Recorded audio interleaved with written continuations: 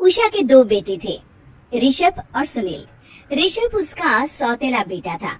उषा हमेशा ही अपने सगे बेटे सुनील को ज्यादा प्यार करती थी। सुनील की शादी हो चुकी थी और ऋषभ की शादी भी निशा नाम की लड़की से हो जाती है। उषा सुनील की पत्नी कीर्ति को ज्यादा प्यार करती थी। एक दिन वो अपनी बहू कीर्ति के लिए साड़ी ले आती है।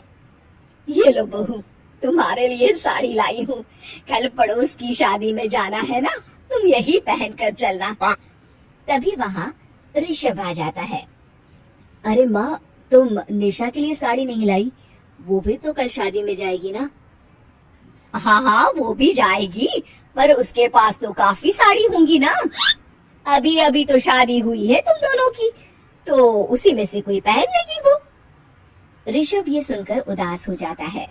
तब निशा कहती है, आप उदास क्यों होते हो जी? सही तो कह रही है मम्मी जी। मेरे पास तो बहुत साड़ियाँ हैं और सारी की सारी नई है। मैं उन्हीं में से कोई पहन लूंगी। वो बात नहीं है निशा। माँ मेरे साथ तो सौतेला व्यवहार करती ही थी, पर मुझे लगता था कि मेरी पत्नी के साथ वो ऐसा कभी नहीं करेंगी, पर आज उन्होंने तुम्हारे साथ भी वैसा ही व्यवहार किया। ऋषभ उदास होकर अपने कमरे में चला जाता है। ऋषभ को उदास देखकर निशा को अपनी सास पर बहुत गुस्सा आता है।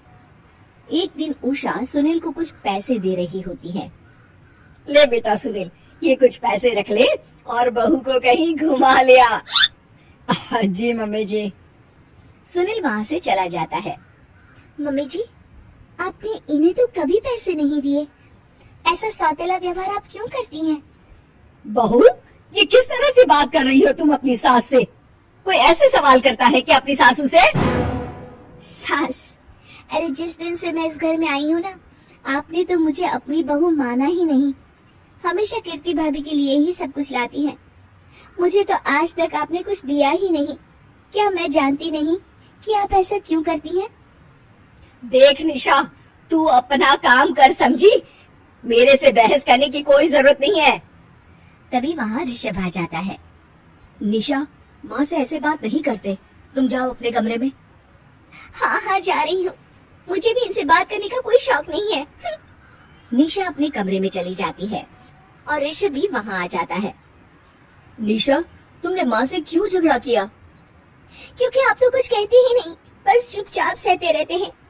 किसी को तो आवाज उठानी होगी ना। कोई बात नहीं निशा, तुम गुस्सा मत करो, शांत हो जाओ। निशा रसोई में खाना बना रही होती है। तभी वहाँ कीर्ति आ जाती है। निशा, तुम मार्केट से ये सामान ले आओ। मैं क्यों जाऊँ? आप ही तो जा सकती हो ना। दिख नहीं रहा कि मैं खाना बना रही हूँ? हाँ तो क्या हुआ, खाना बनाने के बाद चली जाना। हाँ हाँ, खाना भी मैं ही पकाऊं, बाजार जाकर सामान भी मैं ही ले आऊं। खुद तो कुछ करोगी नहीं, है ना? ओहो, जुबान तो देखो कैसे चल रही है। सुनो, तुम अभी आई हो इस घर में, तमीज में रहो, वरना सासू माँ से कहकर मायके भिजवा दूंगी तुम्हें। हाँ। ओह, हाथ लगा कर दिखाओ मुझे, देख लूंगी। बहुत मनमानी हो गई तुम दोनों की, समझी? निशा लिस्ट कीर्ति के ऊपर फेंक देती है। कीर्ति निशा को मारने आती है तो निशा उसका हाथ मोड़ देती है। मर गई रे, छोड़ मेरा हाथ। आज के बाद मुझसे कोई बदतमीजी की तो अच्छा नहीं होगा। कीर्ति रोते हुए अपने कमरे में चली जाती है। उस निशा चुड़ैल ने मेरा हाथ मोड़ दिया, मुझे नहीं रहना इस घर में। अरे कैसी बेकार की बातें कर रही हो? अरे निकालना ही है तो ऋषभ और निशा को निकालेंगे। नहीं, मुझे अलग घर चाहिए। कान खोलकर सुन लीजिए, हम दोनों इस घर से जल्द जाएंगे। आप नए घर का इंतजाम कीजिए बस। मैं इन दोनों के साथ ज्यादा नहीं रह सकती। हाँ, वैसे मैं भी कुछ दिनों से सोच रहा था। अच्छा हुआ तुमने कह दिया, मैं माँ को भी बता देता हूँ। माँ, वो क्या करेंगी तुम्हारे साथ जाकर?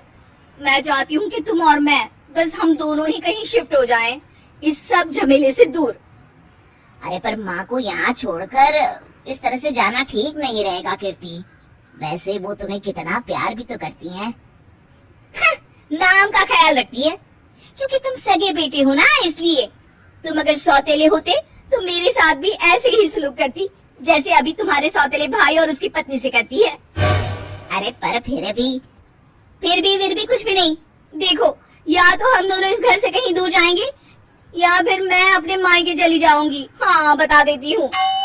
अच्छा बाबा, अच्छा ठीक है। सुनील अपनी माँ से बात करने आता है।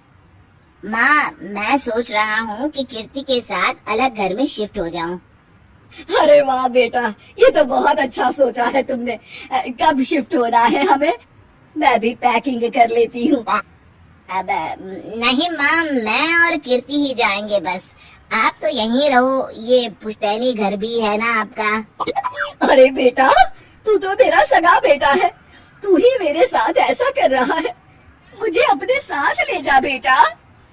तभी वहाँ कीर्ति आ जाती है। अरे माँ, आपको पता भी है कि किराए के घर में कितना खर्चा होता है, और अगर आपको भी लेकर गए तो और खर्चा होगा। आप तो बस यहीं रहो इसी घर में। कोई बात नहीं सुनील, तुम लोग चले जाओ, माँ यहीं रहेंगी हमारे साथ। हम माँ का ख्याल रखेंगे, तुम लोग अपनी गृहस्थी संभालो। निशा को ये देखकर बहुत खुशी होती है। वो मन ही मन सोचती है, अब आया ना ऊंट पहाड़ के नीचे। अब मम्मी जी को पता चलेगा। बड़ा सगा और सौतेला करती रहती थी। सगा बेटा तो जा रहा है छोड़कर, अब आएगी इन्हें अकल, और नहीं आई तो मैं अल्लाह कर रहूंगी। निशा अपनी सास को कैसे अपने सौतेले बेटे से मिलाएगी, जानने के लिए देखिए सौतेली माँ पार्ट 2।